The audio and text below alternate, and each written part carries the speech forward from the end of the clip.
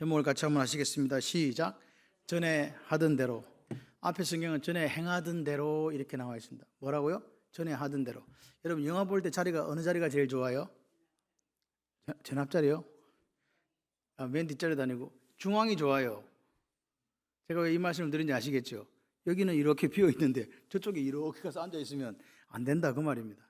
혹시 이 자리가 비어 있으면 이쪽으로 와서 앉아 주시면 좋은데 이렇게 하시면 제가 자꾸 못 봐요. 이렇게 보고 설교를 하니까. 그러니까 좀 이렇게 센스. 당신은 센스쟁이. 할렐루야. 자리를 잘 잡는 것도 은혜입니다. 센스쟁이 하면 민호 이쪽으로 타고 와야지. 고마워. 우리 민호를 위해서 기도 많이 해주세요.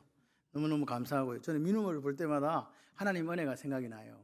여러분들 많이 기도해 주시면 감사하겠습니다. 우리가 누가복음 18장에 보면 재판장, 악한 재판장 비유가 나오잖아요. 그게 8절에 보면 제가 한번 읽어드릴게요. 7절 8절. 하물며 하나님께서 그 밤낮 부르짖는 자들의 원한을 풀어주시지 아니하시겠느냐? 그들에게 오래 참으시겠느냐? 내가 너희에게 이르노니 속히 그 원한을 풀어주리라. 이렇게 요거를요 마태복음 7장에 가면 똑같은 구절이 있어요. 구하라 그러면 주실 것이요, 찾으라 그러면 찾을 것이요, 문을 두드리라 그러면 열린다. 마태복음 7장 7절의 말씀이에요. 똑같은 말이에요. 하나님은 신실하시고 믿으세요. 그래서 우리가 하는 기도를 들어주세요. 아멘이십니까? 아멘을 하셔야 됩니다. 그러나 마지막 이 말이 슬픈 말이에요. 무슨 말이냐? 그러나 속히 그 원한을 풀어주시리라. 그러나 인자가 올 때에 세상에서 믿음을 보겠느냐 하시니라 그래요. 믿음을 보겠느냐라는 말을 한글로 좀 더 쉽게 풀면 이 말을 믿는 사람이 있겠느냐 그 말이에요. 우리는 예수를 믿어요. 우리가 예수님 앞에 뜻을 정했잖아요. 참된 그리스도인으로 살기로. 맞습니까? 그러면 우리는 누굴 믿어요? 예수님을 구주와 주님으로 받아들인 분들이잖아요. 그러면 우리가 그분에게 기도하면 그분은 들어주실 능력이 있으시기 때문에 들어주세요. 근데 오늘 성경은 분명하게 이야기합니다. 예수님께서 뭐라고요? 내가 다시 올 때 이 말을 믿는 사람이 있겠느냐? 많다 적다 없을 수도 있다. 그러니까 마지막 시대는 뭐가 사라져가는 시대란 말입니까? 믿음이 사라져가는 시대라는 이야기예요.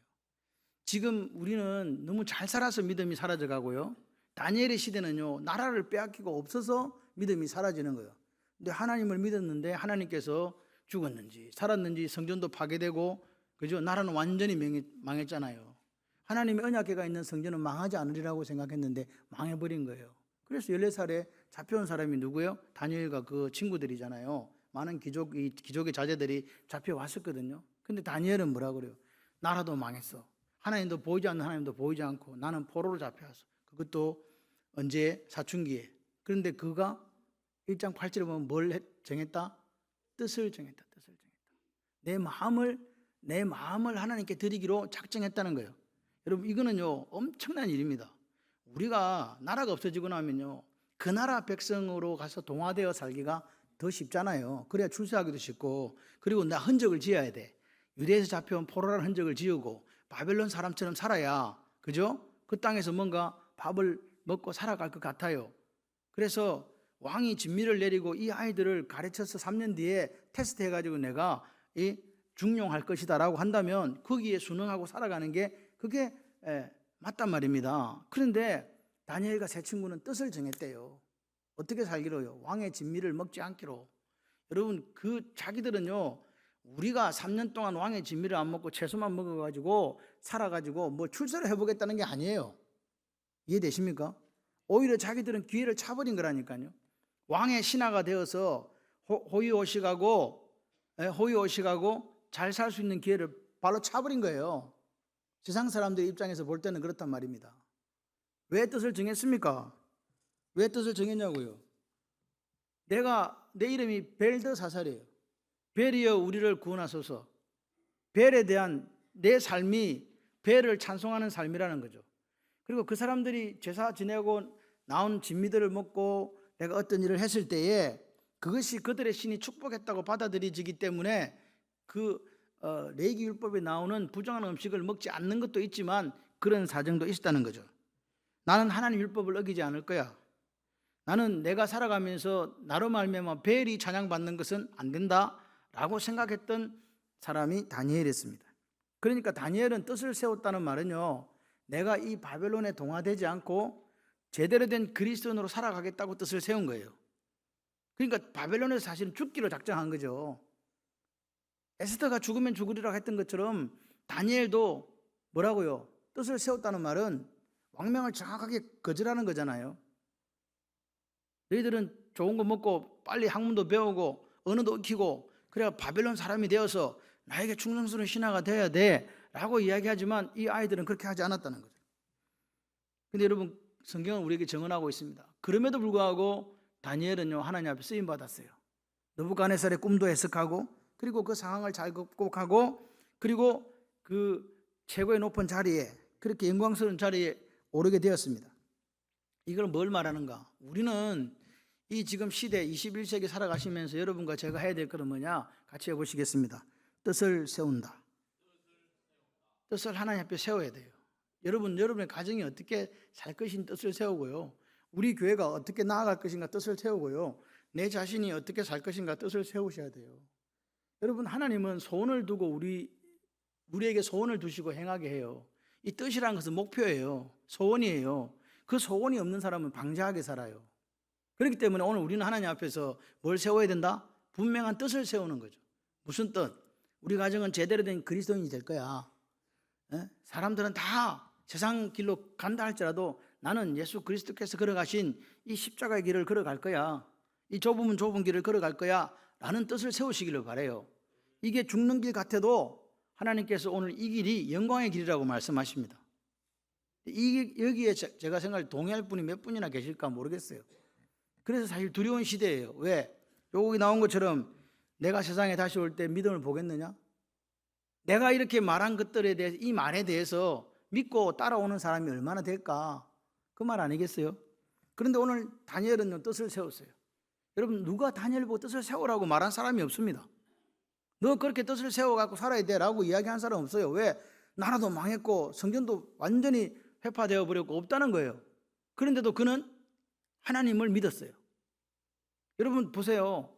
우리의 처해 있는 주변 상황들이 하나님을 믿기에 예수 그리스도를 구주와 주님으로 영접하고 살아가기 녹록합니까? 그렇지 않습니다.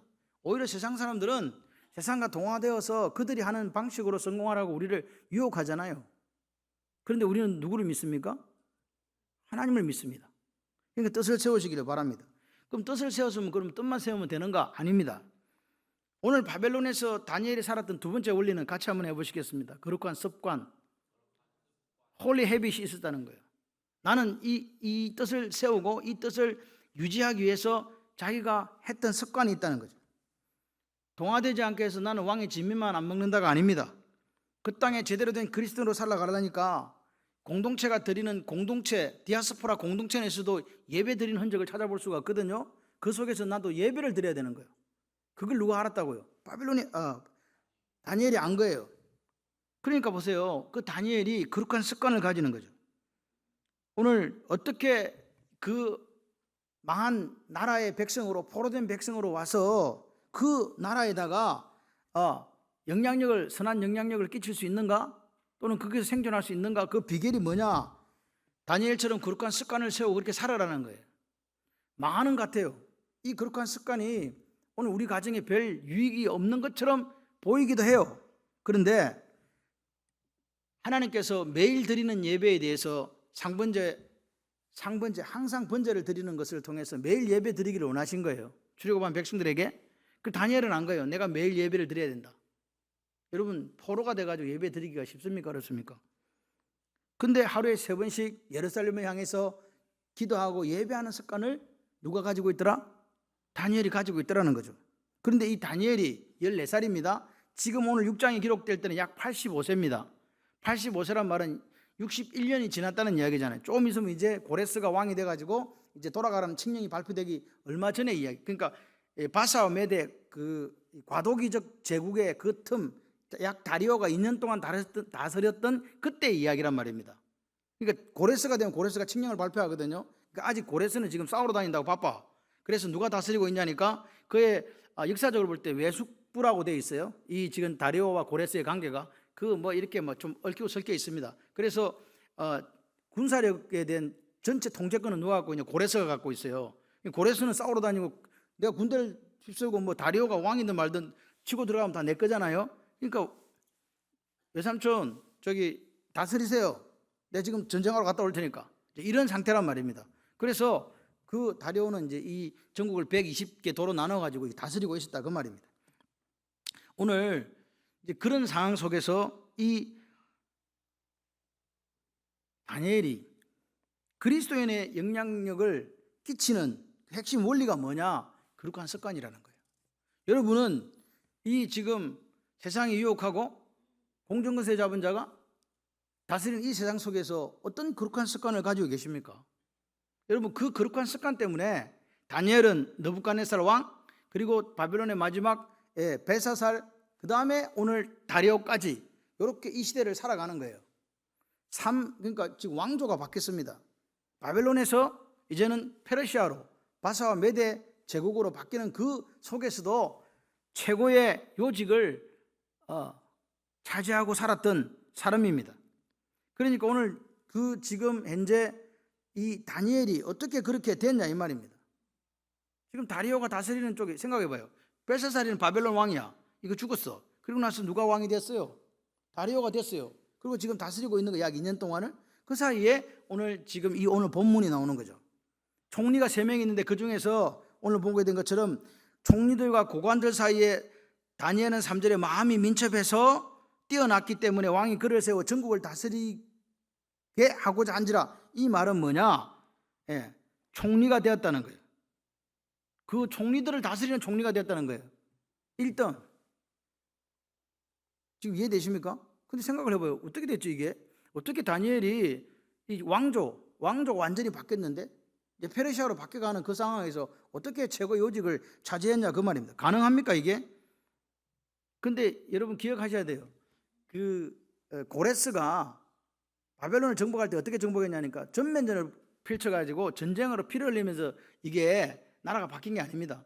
그 바벨론 도성을 흐르는 유프라테스 강 물을 말려가지고 그게 말리니까 바닥이 쫙 드러날 거 아니에요? 그러니까 거기 물 들어가는 수문이 보이는 거예요. 골로 들어갔어요. 그래서 실제적으로 역사적으로 볼 때는 막 잔치하다가 다 망했어요 그냥. 그러니까 고관 대작들만 다 죽이고 끝난 거예요 그냥. 그러니까 백성들은 황제가 바뀌었나? 또 몰랐대요. 그 정도로 그냥 무혈입성과 같이 된 그런 상태입니다.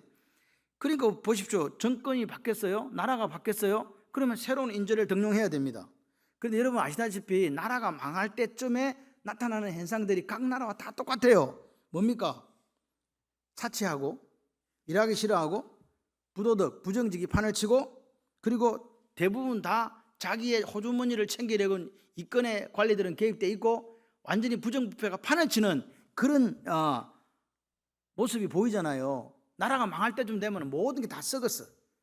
출세에게 눈이 멀고 파렴치한 그런 모습들이 그대로 보인단 말입니다. 다리오가 보니까 어떻게 생각이 되는 거예요? 야, 이거 사람을 잘못 쓰면 바벨론 때나 이게 똑같이 되는 거잖아요. 그래서 그러면 왕은 누구를 찾겠어요? 진짜로 그 바사와 메대 제국을 다스리는 청렴결백한 사람을 찾지 않겠어요? 그죠? 그런 사람을 찾아야 어떻게 해요? 그 재정을 맡기고 국가를 맡겨도 국가가 제대로 돌아갈 거 아니에요. 안 그러면 옛날처럼 지금 벨사살이 망한 그 사람들을 그대로 만약에 쓴다고 생각하면 그대로 쓰고 있을 거 아닙니까? 그러니까 안 되는 거예요. 그런데 그런 나라 세워놓고 나라 바로 망할 것 같은 그런 상황 속에 다리오가 사람을 찾았는데 한 사람 찾은 거예요. 누굴까요? 다니엘이에요. 왜 다니엘일까요? 저는 제가 지난 시간인가 지난해 말씀드렸는데 다니엘은 실제적으로 이 다니엘서에 자기 가족이 한 번도 언급된 적이 없어요. 그리고 역사상으로 볼 때 다니엘이 거기서 60년 이상을 살았는데 가족이 없고, 또 한 가지는 바벨론 도성에 살았던 그 관리들은 역사적 기록을 보게 되면은 거세를 했다는 기록이 있어요. 그래서 아마도 가족이 없었을 수도 있다 생각해봐요. 그러니까 그러면 다니엘의 세 친구는 달라요. 왜? 딴 데로 갔거든. 바벨론 도성이 아니고 다른 곳에 간 사람은 그러지 않았는데 직접 느부갓네살 왕이나 이런 왕이 있는 왕궁에 살았던 사람들은 그렇게 했다는 기록이 있어요. 그래서 아마도 생각을 해봐요. 60년 이상을 살면 뜻을 정했는데 가족도 없어. 한번 생각해 보세요. 얼마나 쓸쓸했겠어요. 하나님만을 바라보고 살았던 한 사람, 그 세상 속에 올바른 그리스도인으로 살겠던 한 사람의 삶은요, 어찌 보면 참으로 처참한 삶이었을 수 있어요. 오로지 하나님만을 바라보는 삶이었거든요. 그래서 아마 하나님께서는 다니엘에게 다시 포로로 귀환하는 그런 것들을 깨닫게 해주시고 오늘 뒤에 다니엘서의 그 마지막 때의 모습들을 보여주신 게 아닌가 하는 생각이 듭니다. 어린 자바 지금 85세에 이르고 있습니다. 오늘 다니엘이 탁월한 능력이 있었다는 의미입니다. 보세요. 민첩했다는 말은 이 야티르라는 말인데 하나님으로부터 온 탁월한 영적 능력을 이야기하는 거예요. 그 탁월한 능력, 민첩했다는 말이 그런 탁월한 능력이 다니엘에게 있었고 다니엘은 청렴결백한 거예요. 다니엘이 모든 총리나 관료로부터 탁월한 존재로 부각된 이유는 다니엘의 똑똑함이 아닙니다. 누가 그렇게 해 주셨다고요? 하나님께서 그에게 주신 영적인 능력, 민첩함 때문에 그렇다고요. 그러니까 오늘 우리가 살아가는데 오늘 우리가 말씀 사랑반에 되겠지만 다윗이 다른 사람보다 왕의 제목이 될 만한 출중한 능력이 있어서가 아니에요. 하나님은 그 다니엘이 다윗이 양을 칠 때에 그 양을 쳤던 그 모습, 완전하게 행하고 공교하게 양들을 이렇게 쳤던 그 모습 속에서 뭐라고요? 이렇게 내 양도 아니고 너의 양인데 저렇게 목숨을 걸고 상처 나가면서 지킨다면 이 친구를 이스라엘 전체를 다스리게 해도 잘 목양하겠구나. 아멘이십니까? 여러분 오늘 우리가 저 사람은 제목이야 뭐 벨 4개 달고 있으니까 저 사람 왕이 될 것 같아, 그런 게 아니었다고요. 그냥 아버지조차도 아들이 없다고 말할 정도로 아들 없냐? 한 명 있긴 있는데 양치는 사람입니다. 8번째가 있는데 그 사무엘이 빨리 데려오라고. 아버지도 인정하지 않는 아들이었는데 하나님은 인정하신 거예요. 그게 왜 그러냐? 하나님 마음에 합한 자였기 때문에 그렇다고요. 이게 오늘 우리의 모습이 돼야 돼요. 다니엘도 마찬가지. 다니엘이 특별한 게 아닙니다. 하나님께서 탁월한 능력을 주신 거예요. 오늘 우리가 하나님께 쓰임 받는 거는 우리가 능력이 있어서가 아니에요. 우리는 능력도 없고 아무것도 없는데 하나님께서 뭐라고요? 주신 영적인 능력 때문에 세상 속에서 승리하고 세상 속에 살아갈 수 있는 줄 믿습니다. 그래서 수석 총리로 기용했는데 이 보세요. 총리들과 고관들이 이제 어떻게 하면 저 다니엘을 넘어뜨릴까 공리를 폈다는 거죠. 참소하게 되는 거죠. 그래서 어떻게 합니까? 뭐 행정적인 쪽에 무슨 문제가 있으면 잡아다가 하나도 하여튼 댓글만 나오면 잡아다가 정리하려고 했는데 뭐라고 이야기합니까? 고발할 근거를 찾고자 했지만 국사에 대해서 아무 근거, 아무 허물도 못 찾았다. 왜? 다니엘이 너무 충성스럽거든요. 아무 그릇 사절에 보니까 아무 그릇됨도 없고 아무 허물도 없더라. 그러니까 이 사람을 갖고 업무적인 걸로 잡아낼 길이 없는 거예요. 그래서 이 사람들이 뭐라 그럽니까? 율법에서 근거, 다시 말해 종교에서 근거를 찾지 못하면 이 사람을 잡아낼 길이 없겠구나. 그래서 짜낸 게 뭐예요? 한 달 동안 뭐라고요?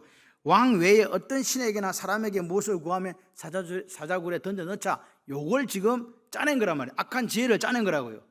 마귀는요, 오늘 제가 말씀드렸지만 우리가 이 땅을 살아요. 누구하고 싸우는가 같이 한번 해봐요. 사마귀하고 싸워야 된다. 사가 뭐예요? 이제 머리 좋은 사람들은 다 알아. 사. 어제 많이 듣던 사 있잖아. 의사 이런 게 아니고 사. 앞자리라니까 사 뭐요? 그렇죠. 마귀. 귀는요? 귀신. 그렇죠. 오늘 사탄과 마귀와 싸워서 이기는 여러분 되시기를 바라요. 사탄 마귀 똑같은 거예요. 귀는요? 귀신들요. 우리 주변에 몰려와가지고 우리 가정을 넘어뜨리려고 하고 여러분을 넘어뜨리려고 하는 마귀의 게임에 넘어가지 마시고 귀신들의 게임에 넘어가지 마시고 이기시기를 바랍니다. 오늘 보십시오. 다니엘이 이게 결점을 찾을 수 없는 이유가 뭐냐? 하나님이 일을 하실 때 영감을 주고 지혜를 주시거든요. 하나님이 주신 지혜를 가지고 일을 하니까 아무 결점을 찾을 수가 없는 거예요. 다니엘은 그렇게 살았어요. 생각해봐요. 거룩한 습관을 가지고 날마다 하나님께 기도드리는 거예요. 하나님, 제가 국사를 처리할 때 하나님 지혜를 주시고 하나님 은혜를 주셔서 잘 처리할 수 있도록 해주세요. 아멘이십니까? 그렇게 해서 했던 거예요. 오늘 우리에게 이런 지혜가 필요해요. 하나님이 주시는 영적인 지혜예요. 지식은 우리가 습득할 수 있습니다. 지혜는 하나님으로부터밖에 못 받아요. 여호와를 경외하는 것이 지혜의 근본이다. 아멘이십니까? 하나님을 사랑하는 사람, 오늘 다니엘처럼 하나님을 사랑하니까 하나님께서 어떻게 해요? 그렇게 영적인 지혜를 주신 줄 믿습니다. 이거는 뭐냐? 거룩한 습관을 가진 사람들에게 하나님께 주시는 특권이에요, 특권. 여러분, 여러분이 오늘 밤부터 마음에 결단하시는 거예요. 나는 거룩한 습관을 가지고 살겠다. 뜻을 세우고. 그렇게 하면 하나님께서 뭘 주신다고요? 지혜를 주신다고요. 특권이다. 여러분, 사람은 그런 거 있잖아요. 아이고, 안 나는 사람 없다? 예, 다 허물 있다는 말이잖아요. 사람한테 털어서 먼지 안 나는 사람이 없다는 말은 다 사람 허물 있다 이 말인데, 근데 여기 보세요. 아무 결점이 없어요. 어떻게 이 가능한가? 하나님 은혜예요. 여러분에게 이 은혜가 있으시기 바랍니다. 하나님의 보호하심이에요. 아멘. 하나님께서 함께 하시는 지혜가 있었기 때문에 가능하다. 오늘 그렇기 때문에 우리도 이 어려운 시대에 다니엘처럼 여러분 각자에게 맡기신 하나님의 일이 있어요. 다 각자에게 있습니다. 그 일에 하나님의 앞에 뜻을 세우고 거룩한 습관을 가지시고 최선을 다하시는 여러분이 되시기를 바랍니다.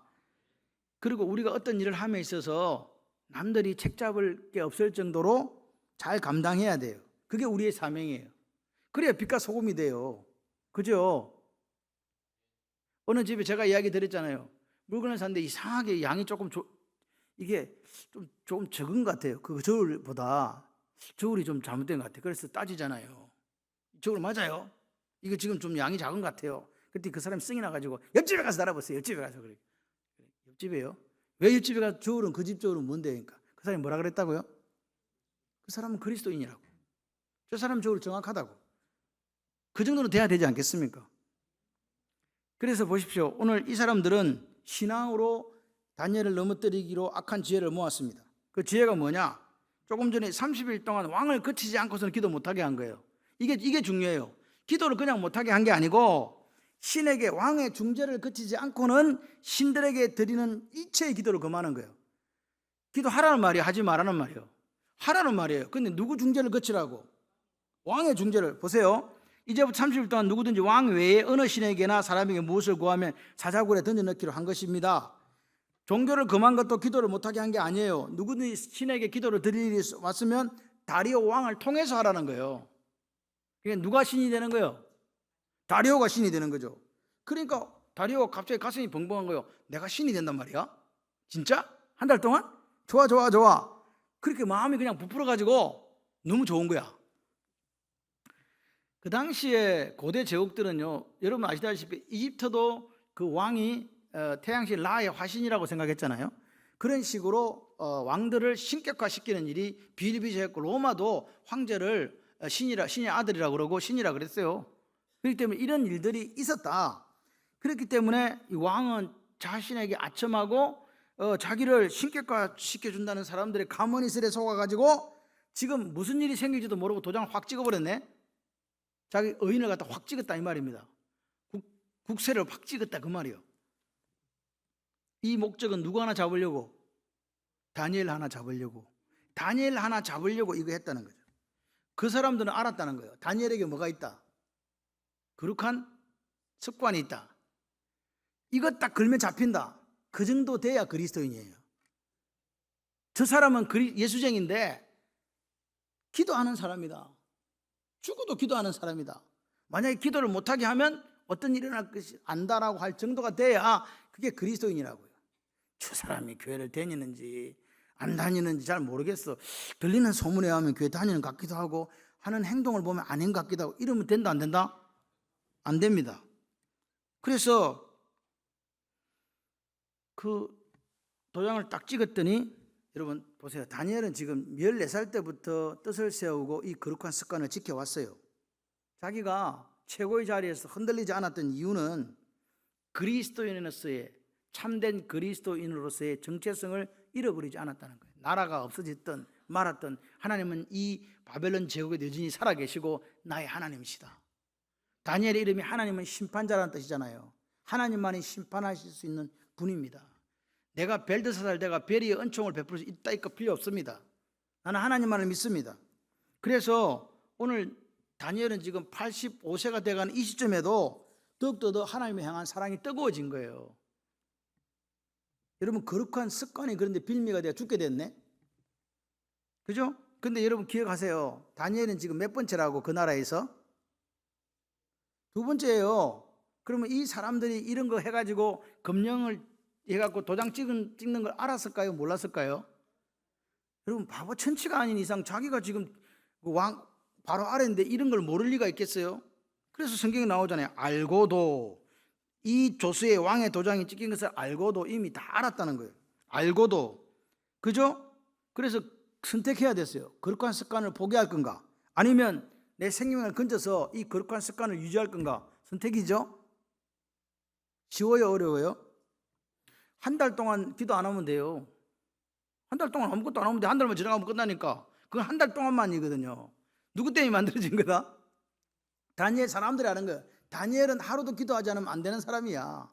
저 사람은 비가 오나 눈이 오나 무슨 일이 있어도 하루 3번씩 예루살렘 쪽에 문을 열고 기도하고 예배드리는 사람이야. 그러면 반드시 걸린다. 그러니까 이 사람들은요, 다니엘의 성품까지도 꿰뚫고 이 지금 작업을 한 거예요. 생각해봐요.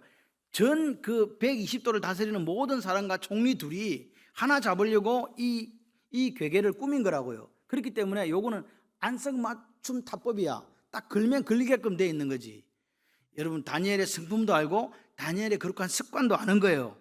그리고 분명하게 이 다니엘은 이렇게 의인이 찍힌 조서를 보고도 기도를 포기하지 않을 것이다 라고까지 알았다는 거예요. 이 정도 돼야 되지 않겠습니까? 이렇게 걸리면 걸린다. 업무상으로는 아무 게 없는데 이거는 걸리겠다. 여러분 그 사람들은 성공한 것처럼 보입니다. 적어도 다니엘을 사자굴에 던져넣기까지. 그런데 여기 보시면 오늘 우리가 읽은 14절에 그 다니엘에 대한 이야기라고 와서 딱 고자질 하잖아요. 유다에서 잡혀온 포로 다니엘이 왕의 명령을 어기고 저렇게 지금 기도하고 있습니다. 빨리 바사와 메대의 규례는 절대로 바꿀 수 없으니까 저 빨리 사자굴에 넣읍시다. 이렇게 했을 때 보통 왕 같으면 뭐라고? 당장 집어넣어라 이렇게 할 것 같죠? 근데 여기 나옵니다. 왕이 그 말을 듣고 14절에 듣고 심히 근심해가지고 다니엘을 구원하려고 마음을 쓰고 그를 건져내려고 온 힘을, 여기 온 힘이라는데 힘을 다했다는 말은요, 살려보려고 죽을 힘을 썼다는 거예요. 마음도 쓰고 지금 보세요. 자기가 도장 찍어놓고 깜짝 놀란 거예요. 아차 싶었던 거지. 이것들이 지금 누구 하려고? 이 죽일 놈들이 지금 이 멋있는 신하 다니엘을 어떻게 하려고요? 정적 제거하려고 이거 했다는 걸 다리오 왕이 알은 거예요. 그러니까 지금 부들부들 떨리는데 어떻게 할 수가 없어. 왜? 자기가 도장 찍었거든. 그러니까 마음도 쓰고 힘도 쓰고 살려보려고 해가 질 때까지 안 하고 있는 거예요 지금. 그러니까 다시 이 무리들이 온 거예요. 절대로 그거 당신이 도장 찍었으니까 안 됩니다. 그 말 아닙니까? 여러분 다니엘이 선택했을 때에 다니엘을 얼마나 다리오 왕이 사랑했고 그 사람을 신뢰했는가를 알 수 있는 거죠. 이 죽이면 안 되는 거예요. 근데 방법이 없어. 여러분 다니엘의 선택은요 85세라 그랬습니다. 85세. 우리 이거 살 만큼 살았네. 85세면 그 당시에 85세면 무슨 미련이 있어가지고 비겁하게 말이지. 남자가 말이지. 목숨을 연명하려고 기도 안 하고 그러겠나? 여기 지금 제 안팅께서 85세가 되신 분도 있고 거기에 근접하신 분들이 있는데 죽으라면 죽고 싶습니까? 이 사람의 마음이 그래요. 제가 어르신들한테 이렇게 이야기를 나눠보면 이 선택이 쉬운 문제가 아니라는 거예요. 살고 죽는다는 것은 그렇게 그냥 말로 숫자를 가지고 그렇지 죽어야 된다 살아야 된다 이런 문제가 아니에요. 본인에게 닥치면 이건 가장 중요한 문제고 가장 선택하기 어려운 문제라는 사실을 좀 기억하셨으면 좋겠어요. 다니엘이 살 만큼 살았네 이런 거 아닙니다. 내가 그 나이 돼도 안 죽고 싶어. 그게 사람의 마음이에요. 그런데 다니엘은요 전에 하던 대로 10절에 전에 하던 대로. 여러분 그냥 이게 남의 일이니까 우리가 그냥 넘어갈 수 있는 말이 아닙니다. 이거 무슨 말입니까? 전에 하던 대로, 전에 행하던 대로 거룩한 습관을 그대로 행했다는 거예요. 그리고 그 끝마디에 뭐라 합니까? 하나님께 감사했더라. 지금 죽어야 되는데 기도하면서 뭐 하고 있다고요? 감사했다고요. 아마도 저는 이런 생각을 했어요. 다니엘이 그 85세를 살면서 이제 죽을 거라는 거 아는 거예요. 그런데 내가 14세의 뜻을 정하고 참된 그리스도인으로서 살아오게 하신 하나님 앞에 감사한 게 아닐까. 하나님 너무 고맙습니다. 나같이 부족한 사람을 포로로 잡혀갖고 유대에 잡혀온 포로 소년이었는데 이렇게까지 하나님께 나를 귀하게 써주신 것만도 감사합니다. 내가 지금 죽는다 해도 무슨 여한이 있겠습니까?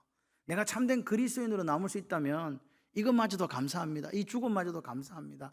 라고 감사 기도를 하지 않았을까 하는 생각을 합니다. 예루살렘에 창문을 열고 하루 3번씩 기도합니다. 이 말은 무슨 말이냐? 내 마음은 당신에게 있습니다. 내 마음은 당신에게 있습니다. 여러분 마음은 누구에게 있습니까? 저는 우리 교회가 우리의 마음이 하나님께 있기를 소원합니다. 그렇게 사시기를 바라요.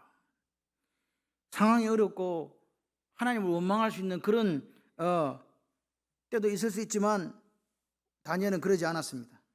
다니엘은 죽을 때까지도 이 거룩한 습관을 지켜왔다는 사실입니다. 그런데 여러분, 이 아이러니한 것은요, 그 거룩한 습관이 다니엘을 지켜준 거예요. 나는 그리스도인이 되려고 몸부림치면서 거룩한 습관을 유지했는데 알고 보니까 나를 지켜준 게 그 거룩한 습관이더라고요. 여러분들이 새벽을 깨우쳐서 기도하는 그 거룩한 습관이 여러분을 지키고 여러분의 가정을 지키는 거예요. 힘들지만 예배 시간마다 빠지지 않고 하나님 앞에 무릎 꿇고 그렇게 예배를 드리는 그것이, 그 거룩한 습관이 여러분을 지킨다는 사실을 기억하시기를 바랍니다. 그 거룩한 습관이 하나님의 지혜를 입는 비밀이었어요. 그 거룩한 습관을 보세요. 아무도 배신을 따라서 그 산의 진미를 먹으면서 출세하려고 살아가는데 그 조그마한 아이가 하나님의 뜻을 정하고 그렇게 살아가는 그 뜻을 정하 살아가는 그 거룩한 습관의 아이를 바라보시는 하나님의 마음이 어땠을까? 그래서 하나님은 그에게, 솔로몬이 그랬어요. 제가 너무 어려요. 제가 이 많은 사람을 어떻게 하나님 제가 다스릴 수 있겠습니까? 저에게 지혜를 주세요. 그랬을 때 하나님은 그에게 지혜를 주셨어요. 그리고 지혜 플러스 알파를 주신 거 아닙니까? 그게 뭐예요? 이 모든 것을 더하여 주시는. 다시 말해서 하나님의 지혜가 가장 중요하다고 생각하고 그 지혜로 나라를 다스리기를 원했던 솔로몬에게 하나님께서는 플러스 알파를 주신 겁니다. 오늘 보세요. 거룩한 습관이 다니엘을 지켜줬고요. 그 거룩한 습관을 쫓아서 행함에 살아갈 때에 하나님께서 그에게 지혜를 뭘로 주셨다고요? 선물로 주신 거예요. 그리고 그가 맡은 일마다 완벽하게 그 임무를 이렇게 수행해낸 겁니다. 여러분, 나쁜 습관은 몸에 들면요, 참 들이기도 쉬워요. 그죠? 나쁜 습관은요, 어찌 그렇게 아이들요, 사실은 아이들이 어릴 때 제일 먼저 배우는 말이 욕이랍니다. 욕은 누가 가르쳐주지도 않았는데 잘 배워와요. 근데 진짜 좋은 말은 안 배워. 네. 그래서 잘못된 습관은요, 몸에 붙으면 안 돼요. 그런데 여러분 기억하셔야 돼요. 거룩한 습관은 더 몸에 붙이기가 힘들어. 여러분, 새벽기도 습관 하다가 몸이 아프거나 여러 가지 일들로 새벽을 이렇게 깨우지 못하는 경우 있잖아요. 다시 새벽기도 해보려고 그러면 이거는 6.25 전쟁보다 더 힘듭니다. 네, 그죠? 네, 그래요. 그렇기 때문에 오늘 거룩한 습관은 쉽게 생기지도 않고 어려운 일이라는 사실을 기억하시고, 여러분 거룩한 습관이 있으시다면 목숨 걸고 지키시기를 바랍니다. 역사가 일어납니다. 그리고요, 이 거룩한 습관이 있는 분들은요, 어떤 장점이 있냐니까, 중요한 결정을 할 때 분명한 원리를 하나님께 제공해 주세요. 말씀의 원리를. 아멘이십니까? 그래서 거룩한 습관의 힘이 여러분이 살아가는 삶 속의 위기의 순간에 빛을 발하게 해준다. 믿으시면 좋겠습니다. 그래서 보세요. 오늘 사람들은 이미 이제 끝났다, 게임 끝났다, 저건 죽었다, 이제 저 다니엘은 이미 끝이다, 사자굴에 들어가서 어떻게 사노? 그래서 자기들이 이겼다라고 쾌재를 부르고 있을 그때에 하나님께서 누구를 보내셨다고요? 천사를 보내셨어요. 사자굴에 넣었는데 안 죽어. 왜 안 죽어요? 하나님이 지키시거든요. 하나님이 우리를 지켜주시면요, 털끝 하나도 못 건드립니다. 기억하시기를 바라요. 천사를 보내셔서 사자가 절대로 그 입을 다물지 못하도록 하신 분이 누구예요? 하나님이세요. 여러분 보세요. 매일 드리는 예배 때문에 정적들에게 빌미를 제공하고 위험에 처했죠. 그런데 하나님은요, 그 거룩한 습관을 가지고 있던 그 다니엘을 어떻게 했다? 보호하시고, 오히려 나중에 가보면 다니엘의 정적들이 되려 사자굴로 들어가는 그런 역전의 역사를 일으켜 주시더라. 그래서 저는 이렇게 생각해요. 하나님은 역전의 하나님이시다. 그래서 말씀을 마무리합니다. 오늘 우리는 다니엘처럼 참된 그리스도인으로 살아야 될 책임과 의무가 있습니다. 우리 가정은요, 그래, 뜻을 세울 거야. 아멘. 그리고 거룩한 습관을 가지고 하나님 앞에 살아갈 거야 라는 그 모습이 있기를 바라요. 그럼 어떤 뜻을 세웁니까? 매일 드리는 예배, 공동체 예배, 성경 묵상에 대해서 오늘 나는 우리 가정은 말씀에 충만한 삶을 살기로 뜻을 세우시기를 바랍니다. 아멘. 거룩한 오늘 습관을 유지하시면서 오늘 내가 우리 가정이 우리 자녀가 빛이 되고 소금이 되는 그리스도인이 되어야 되겠다라고 뜻을 세우시기를 바랍니다. 그리고 기도해야 될 때 세 번째로 기도하지 않는 죄를 범하지 않기 위해서 기도 시간을 정해놓고 기도하시기로 뜻을 세우시기를 바랍니다. 기도하셔야 돼요. 그리고 네 번째는요, 이 어려운 시기에 저는 새벽에도 말씀드렸잖아요. 우리나라가 800만 성도가 아니래요. 2015년 기준으로 데이터를 이렇게 빅데이터를 구축해 보니까 약 600 얼마 되더라고요. 그런데 그 강사 목사님이 한 게 더 저는 마음이 와닿아요. 걱정하지 마십시오. 그러면서 하는 이야기가 한 명씩만 600만이 전도하면 몇 명 된다? 예, 1000명만 된다. 그래서 거기에 저는 그리고 이러더라고요. 목사님들, 각 교회에 유년주일학교가 왜 없어졌는지 아십니까? 그러면서 한 명도 없어서 없어진 게 아닙니다. 두세 명 남으니까 이제는 교육 못한다고 합병하고 합치고 해갖고 없앤 거 아니에요. 한 명도 없어서 없어진 유년주일학교는 없대요. 한 명 있었대요. 한 명이 전도하면 몇 명? 배가 부흥한 거라니까. 우리 교회 유년주일학교 중고등부로 올라가 6명이 있거든요. 토실토실하고 이쁘고 잘생긴 아이들. 한 명씩 전도하면 몇 명? 12명. 배가 부흥하는 거라니까요. 야, 제가 그 말 들으면서 소망이 생기는 거예요. 그래, 뭐 600만이면 어떻노? 예? 한 명씩만 전도하면 된다. 그리고요, 우리나라는 제5의 부흥이 올 거래요. 2050년에 원래는 교회가 300만 이상으로 주저앉아가지고 이게 나라가 큰일 났대요. 그런데 우리나라는 다른 변수가 하나 있다네. 북녘 땅에 있는 동포들이 있대요. 그래서 우리나라는요, 동독과 서독이 합쳐져 가지고 부흥한 것처럼 우리나라는 제5의 부흥이 아직도 남아있대요. 그러니까 여러분들 입술에다가 안 될 거야, 망할 거야, 소망이 없어 그러지 마시고 소망이 있어. 한 명만 더 전도하면 돼. 2배 된다. 근데 기적으로 그냥 한 사람이 2명을 전도해 버렸네. 이러면 큰일 나는 거예요. 이제 이건 2배가 아니야. 이게 가끔씩 3사람씩 전도하는 사람이 나온다. 그러면요, 대박 사건이 일어나는 거예요. 그러니까 여러분, 우리 마음속에 항상 뭐라고요? 하나님은 아까 했잖아요. 이 말을 믿는 사람이 있겠느냐. 누가복음 18장 8절, 이 말을, 내가 이렇게 해준 말을 밤낮 부르짖는 자의 원한을 하나님께 속히 풀어주시리라. 구하고 찾고 두드린 자에게 반드시 응답하시는 이 말을 믿는 사람이 내가 올 때 있겠냐, 이 말입니다. 우리는 하나님을 믿으시잖아요. 아멘. 그래서 그 하나님이 신실하시고 믿으시다고, 그분은 변함이 없다고 믿으시면 아멘. 그분은 능력이 있으시기 때문에 우리가 기도하고 그렇게 거룩한 습관을 가지고 움직여가면 역사하신다. 어려운 시기에 우리가 뜻을 세울 건 뭐냐니까, 교회가 어려워지지 않도록 마음을 써서 섬기기로 뜻을 세우시기를 바랍니다. 내가 할 수 있는 일을, 내가 교회를 세우고 교회를 부흥시키는데 내가 쓰임 받으리라 라는 뜻을 세우셔야 돼요. 그리고 그 뜻을 세우시고 뭐라고, 이제 그 뜻을 유지해 가기 위해서 다니엘처럼 거룩한 습관이 삶이 되는 그런 여러분의 인생이 되시기를 주님의 이름으로 축원합니다. 하나님은요, 결코 우리를 잊지 아니하시고 하나님은 결코 우리를 버리지도 떠나지도 않습니다. 저는요, 말씀이 너무 좋아요. 하나님 말씀이 우리를 여기까지 붙들어 왔거든요. 거룩한 습관이 여러분을 붙드는 역사가 있기를 바랍니다. 언젠가 우리가 먼저 가신 분들 또 나중에 갈 사람들 합쳐가지고 천국 한복판에서 만날 때에 기뻐서 얼싸안고 그렇게 환호할 수 있는 그런 멋진 삶이 우리 교회를 통해서 또 저와 여러분을 통해서 있기를 소원합니다.